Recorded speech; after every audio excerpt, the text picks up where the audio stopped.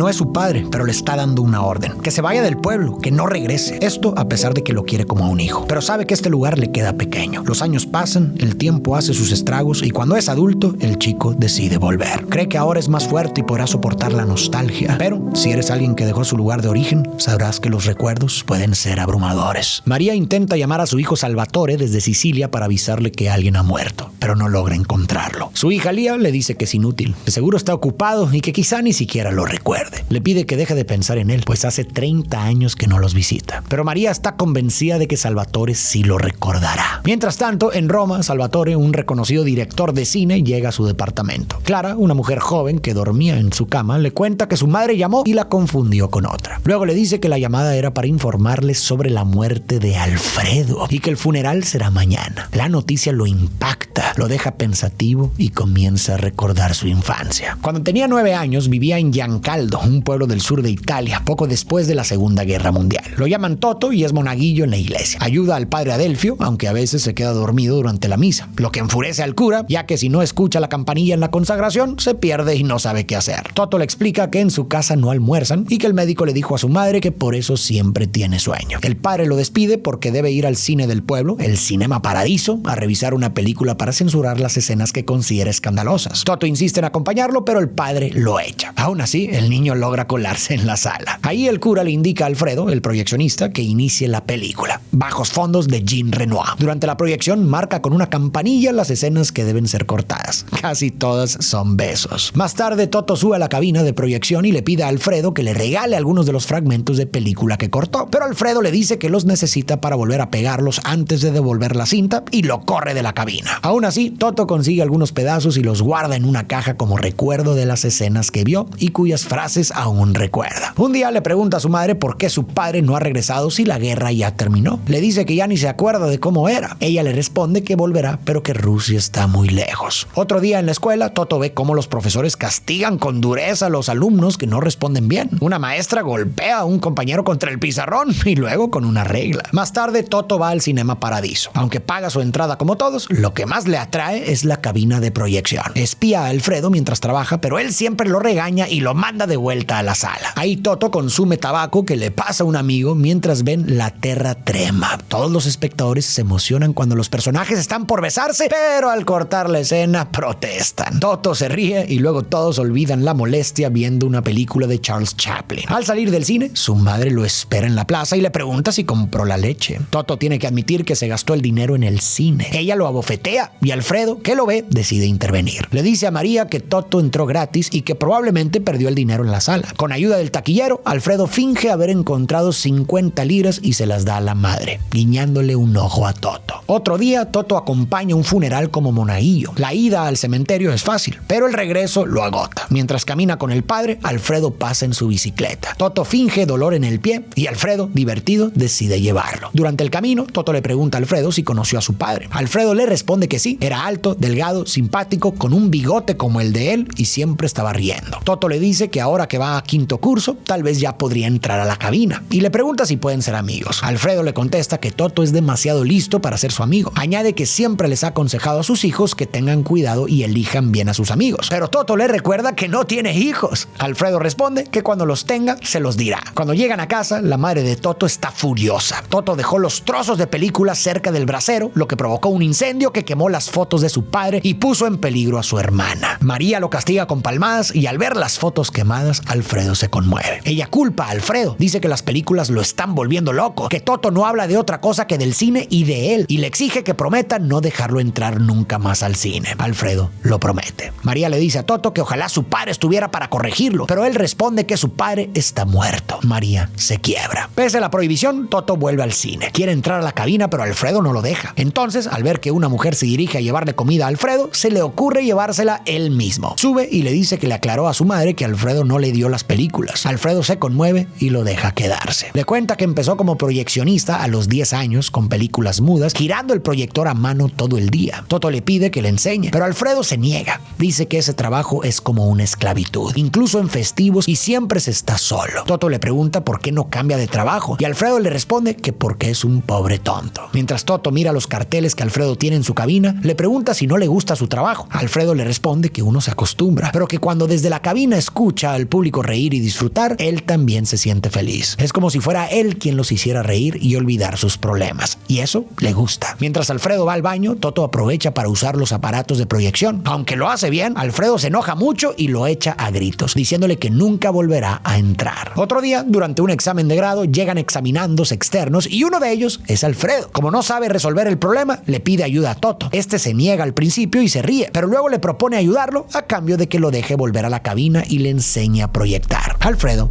acepta. Con su padre en la guerra y sin noticias de él, nos encontramos con un niño que ha sido despojado de toda guía y orientación. Como él mismo lo dijo, ya ni se acuerda de su padre y ha pasado su infancia perdido, sin nadie que le muestre el camino. En ese vacío, antes de que apareciera Alfredo, apareció el cine. Para Toto, ese lugar se convirtió en una guía. Las historias que veía proyectadas lo formaban. Las películas empezaron a construir su manera de entender el mundo. Aprendía sobre el amor, la valentía, la tristeza, la pérdida. El cine, antes que Alfredo, fue su primer faro, su primer maestro. Tanto lo marcó que comenzó a adoptar las historias que veía su propia vida. Lo vimos memorizar diálogos completos y actuar escenas. Y más adelante, ya en la adolescencia, veremos cómo esas historias siguen filtrando en su forma de mirar la realidad. Lo veremos, por ejemplo, intentando replicar una historia romántica que Alfredo le contará sobre un joven que espera 99 días bajo la ventana de la mujer que ama esperando ser correspondido. No fue casualidad entonces que se fijara en Alfredo, porque Alfredo es el cine. Es el que proyecta las historias, quien les da vida, quien las hace posibles. Y por eso, naturalmente, terminó ocupando ese lugar que había quedado vacío, el del padre. De hecho, hubo incluso un detalle sutil, pero importante. Cuando Alfredo describió al padre de Toto, mencionó que era alto y tenía un bigote como el suyo. Pero Alfredo no está ocupando ese lugar solo porque Toto lo necesitaba. Alfredo también lo eligió. Nunca tuvo hijos. Y en la escena de la bicicleta se dejó entrever que siempre deseó tenerlos. Y así, sin decirlo con palabras, se adoptaron mutuamente. Alfredo se convirtió en el padre que Toto nunca tuvo y Toto en el hijo que Alfredo siempre quiso. Alfredo cumple su trabajo y Toto comienza a aprender sobre las películas y ayudarlo en la cabina de proyección. Mientras tanto, su amigo Pepino se ve obligado a marcharse a Alemania porque su padre es comunista. Toto se despide de él con la esperanza de que pronto pueda regresar. Tiempo después, Toto y su madre reciben la noticia de que su padre murió en Rusia. Van a cobrar la pensión de viudez. Su madre, destrozada, llora en silencio. Toto la observa. Son las lágrimas de alguien que ha perdido su última esperanza, pero que se aguanta para no romperse frente a su hijo. En esa época, el cine lo es todo. Los actores son muy famosos y la sala siempre está llena. Mucha gente se queda afuera sin poder entrar, lo que provoca protestas. Toto desea que todos puedan ver la película, así que Alfredo usa un espejo del proyector para reflejar la imagen en una pared de la plaza y pone un altavoz para que se escuche desde la calle. La gente se emociona. El cura propone cobrarles la mitad de la entrada, pero los vecinos se niegan a pagar. Toto baja a la plaza para ver la película desde ahí, pero justo entonces la cinta se quema e inicia un incendio. Todos corren mientras Alfredo intenta apagar el fuego, que se extiende rápido y alcanza el proyector, que explota y deja a Alfredo atrapado. Toto sube y con esfuerzo logra sacarlo y bajarlo por las escaleras. Después del incendio, el cine queda en ruinas y el pueblo lamenta haber perdido su único lugar de diversión. Pero Spacáfico, un napolitano que ganó la lotería,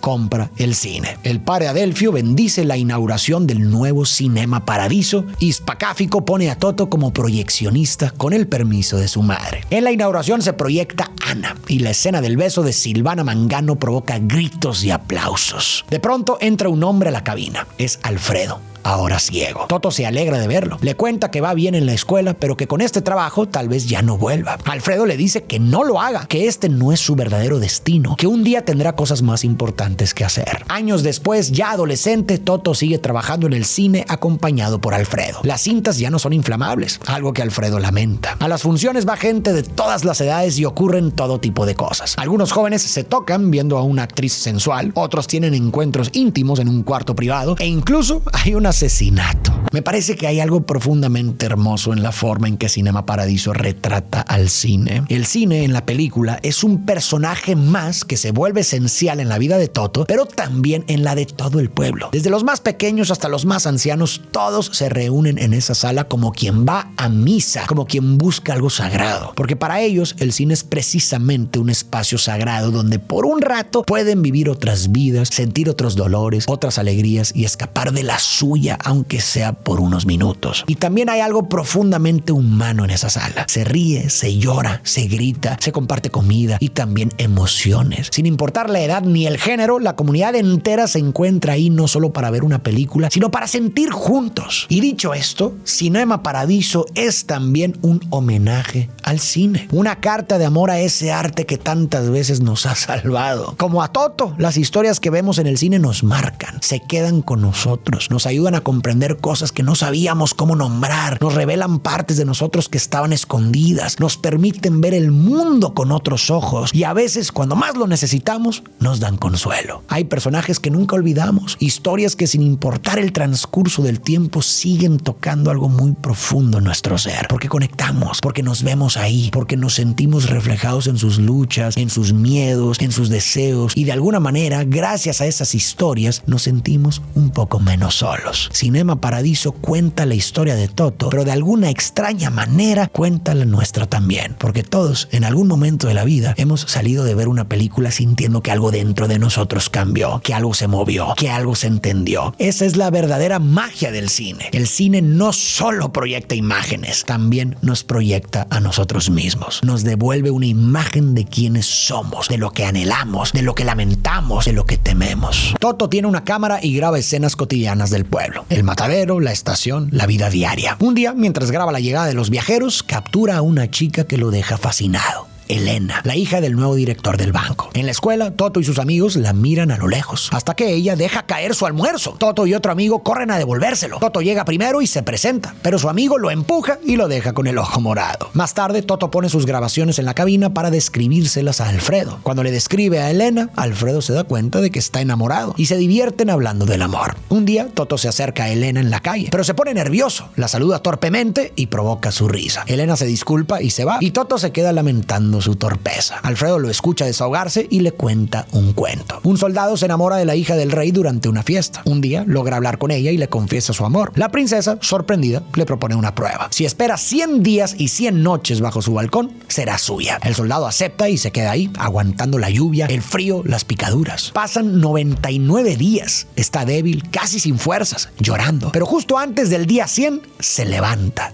toma su silla y se va. Alfredo le dice que no entiende el significado y si Toto lo sabe, que se lo diga. En una ocasión, una película muy esperada llega con solo una copia, aunque Spacáfico había pedido 2 para proyectarla también en el pueblo vecino. Entonces decide dividir los rollos y mandar a un chico a llevarlos de un cine a otro. Esto provoca quejas, ya que la gente debe esperar mucho para ver el final. Durante la Semana Santa, Toto va a la iglesia con Alfredo y ve a Elena entrando al confesionario. Con la ayuda de Alfredo, que distrae al padre, Toto se mete y le dice a Elena que es hermosa y que se pone nervioso cuando la ve. Ella le dice que le cae bien, pero que no está enamorada. Toto le promete que la esperará cada noche bajo su ventana hasta que lo esté. Y cumple su promesa. Durante todo 1954 pasa las noches frente a su ventana. En Año Nuevo cree que por fin la abrirá, pero no sucede. Decepcionado, camina por las calles mientras la gente celebra arrojando cosas viejas. Llega a la cabina del cine y arranca las hojas del calendario donde había marcado sus días de espera. De pronto, Elena aparece. Se abrazan y se besan, olvidando encender la luz después de la proyección. Desde entonces pasan tiempo juntos. En una salida, el auto de Toto se descompone, pero el padre de Elena los rescata, aunque visiblemente molesto. Ese verano, las películas se proyectan al aire libre junto al mar, y algunos jóvenes las ven desde sus botes. Mientras trabaja, Toto lee una carta de Elena donde le dice con tristeza que pasará el verano con su familia y no podrán verse. Aún así, siguen escribiéndose hasta que ella le cuenta que se irá a estudiar a Palermo. Aunque será difícil, promete escaparse a verlo cuando pueda. Toto siente que el verano se hace eterno sin ella. Una noche, durante la proyección de Ulises, una tormenta hace que todos se vayan, pero Toto se queda bajo la lluvia. Toto se queja del verano y piensa que si fuera una película, ya habría terminado. De pronto, aparece Elena, lo besa y le dice que inventó una excusa solo para poder verlo. Nuevamente vemos la influencia del cine y de las historias en Toto. Vimos cómo intentó replicar el cuento Los 99 días y ahora pensaba que si su vida fuera una película, el verano ya habría terminado, justo antes de que, como en las películas, Elena apareciera y le diera un beso bajo la lluvia. Pero pronto Toto tendrá que enfrentarse a la realidad de que la vida no es como el cine. No siempre hay finales felices. Llega el día en que Toto debe irse a Roma para hacer el servicio militar. Elena promete despedirse la noche anterior, pero cuando llega el autobús, ella no baja. Nunca llega. Toto, desconsolado, parte a Roma. Durante su tiempo como radiotelegrafista intenta contactarla, pero su padre fue trasladado y todas sus cartas son devueltas. Cuando regresa al pueblo, ve que hay un nuevo proyeccionista en el cine y que su viejo auto ahora sirve como gallinero. Toto encuentra a Alfredo en cama. Ya no sale ni habla con nadie. Cuando Toto le pregunta por qué, Alfredo le dice que llega un momento en la vida en que hablar o guardar silencio da lo mismo. Le pide que lo lleve al mar. Allí Toto le cuenta todo sobre su servicio militar y que no ha vuelto a ver a Elena. Alfredo le dice que tal vez así debía ser, que cada quien tiene su estrella que seguir. Luego le dice que debe marcharse, que esa tierra está maldita y si vuelve antes de muchos años solo encontrará lo mismo. Le dice que está más ciego que él, porque la vida no es como en el cine, es más dura. Es joven, debe marcharse, el mundo le pertenece. Ya no quiere escucharlo hablar, quiere escuchar hablar de él. Toto finalmente decide irse. Alfredo lo acompaña a la estación con su madre y su hermana. Antes de despedirse, le hace una última petición: que no regrese, que no piense en ellos, que no se deje engañar por la nostalgia. Y si vuelve, no quiere verlo. Toto le agradece todo y lo abraza. Alfredo le dice que haga lo que haga, lo haga con amor, como cuando amaba la cabina del Cinema Paradiso. Así, Toto se va. Alfredo vio en Toto un enorme potencial desde que era niño. Notó su ingenio, su curiosidad, su pasión. Y en lo profundo también vio en Toto la posibilidad de una vida que él mismo no pudo tener. La oportunidad de aprender, de crecer, de salir del pueblo y convertirse en todo aquello que uno puede llegar a ser cuando tiene a alguien que le ayuda a creer en sí mismo. Por eso lo impulsó. Cuando Toto pensó en dejar los estudios, fue Alfredo quien le insistió en que no lo hiciera. Creía en él con una profunda convicción. Y por eso fue que años después, cuando Toto regresó de Roma convertido ya en un joven, Alfredo cumplió su último acto de amor paternal. Lo impulsó, casi lo obligó a marcharse del pueblo y no volver. Porque aunque las películas moldearon el corazón de Toto, la vida real es más dura, más compleja, menos poética. La vida exige decisiones difíciles. Alfredo sabía que el amor por el pueblo, por su gente, por el pasado podía convertirse en una cadena. Sabía que si se quedaba, Toto no iba a florecer. Nunca alcanzaría lo que estaba destinado a ser. Por eso le insistió en que se marchara sin mirar atrás, que buscara su lugar más allá de ese pueblo pequeño que ya no podía ofrecerle lo que necesitaba para crecer. Alfredo se despidió sabiendo que esa sería la última vez que vería a Toto, y eso a mí me devastó. Hizo que la escena fuese aún más conmovedora. Fue un acto de amor profundo, pero a la vez desgarrador. Fue un acto que solo hacen los verdaderos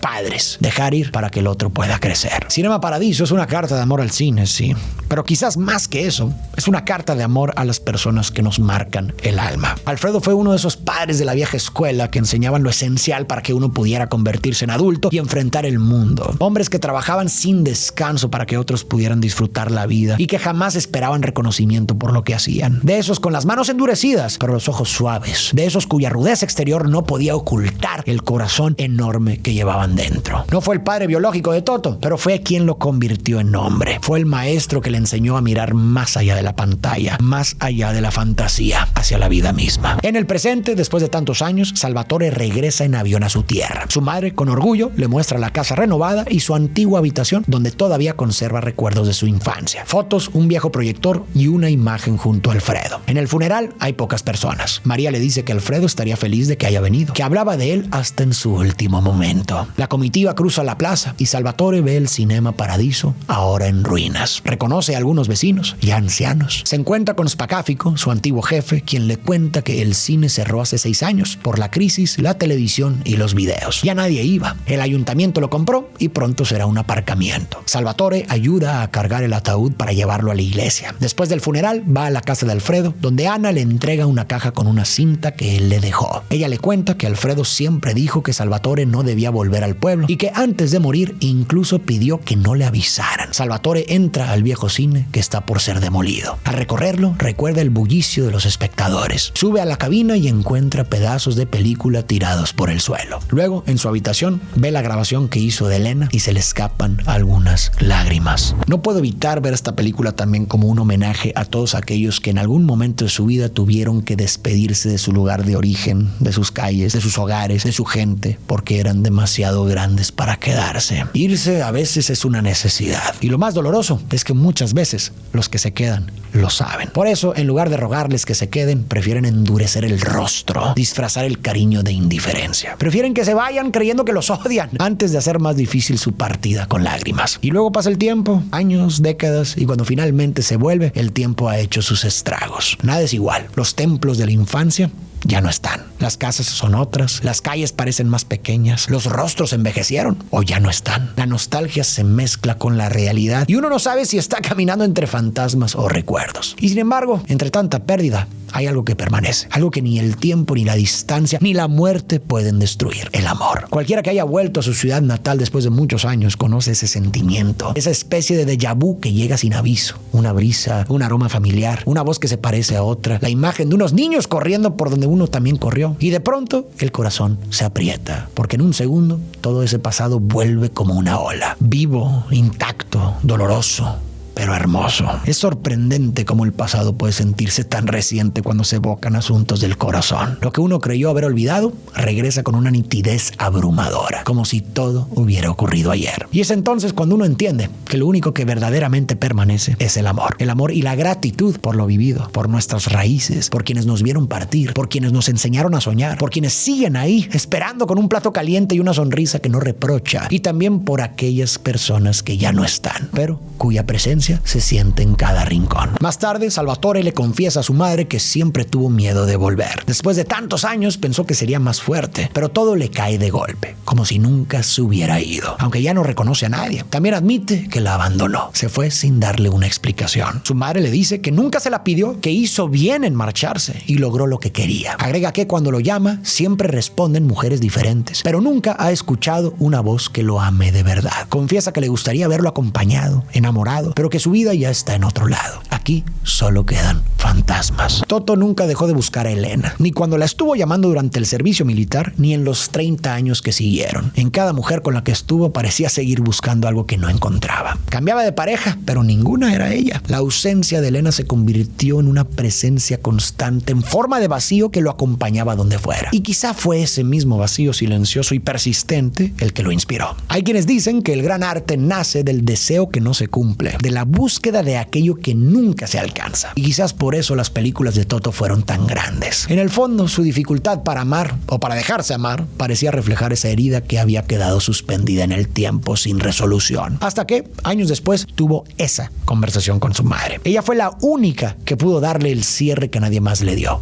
Sin reproches, con comprensión. Le dijo que no había nada que perdonar, que había hecho bien en irse. Y esas palabras cargadas de amor lo liberaron. Le dieron permiso para hacer las paces con el joven que fue, con las decisiones que tomó, con todo lo que dejó atrás. Y quizás fue entonces, solo entonces, cuando Toto finalmente pudo dejar de buscar. Al día siguiente, Salvatore presencia la demolición del Cinema Paradiso, en lo que también es su adiós final a Alfredo. Él y Spacáfico no pueden evitar llorar. De vuelta en Roma, Salvatore revisa su última película y pide ver lo que Alfredo le dejó. Y cuando proyectan la cinta, descubre que había juntado todos los fragmentos censurados a lo largo de los años. Besos, caricias, desnudos, escenas que marcaron su vida. Al verlas, no puede evitar sonreír y llorar. Después de todo lo vivido, quedaba una última gran lección de Alfredo. Y llegó, como siempre, sin palabras grandilocuentes, en forma de una cinta. Una cinta con todos esos besos censurados que de niño Toto nunca pudo ver por considerarse inapropiados. Besos que hablaban de amor,